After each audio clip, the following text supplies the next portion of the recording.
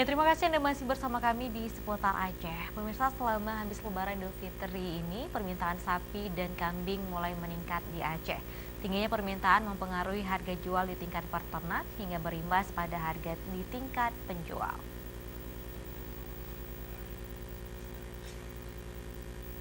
Berdasarkan pantauan Aceh TV, di Pasar Hewan Gampung Lampermai, Kecamatan Krungbarona Jaya, Kabupaten Aceh Besar, harga sapi dan kambing selama habis Lebaran Idul Fitri ini sudah mengalami kenaikan. Kenaikan dipicu karena tingginya permintaan pasar. Sapi dijual dari harga 10 hingga 25 juta rupiah, terjadi kenaikan 500 ribu hingga 1 juta rupiah per ekornya. Sementara untuk kambing dari 1.500.000 sampai 3 juta rupiah, masing-masing mengalami kenaikan per ekor 200.000 rupiah.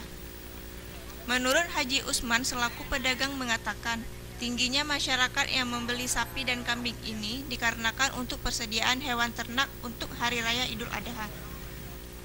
Umumnya masyarakat banyak mencari sapi mulai dari harga 12 juta sampai 14 juta rupiah untuk menyimpan stok ternak untuk persediaan Hari Raya Kurban. Ini keadaan insya Allah ada, pembeli ada juga.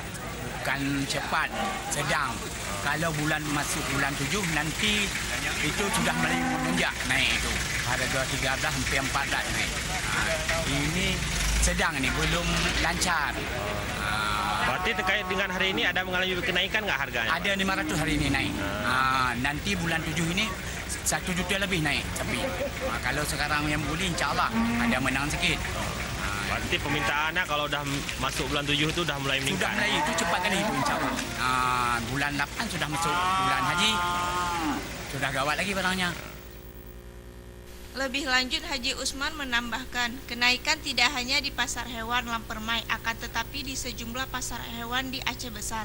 Diperkirakan harga sapi dan kambing di pertengahan bulan Juli mendatang akan mengalami kenaikan lagi.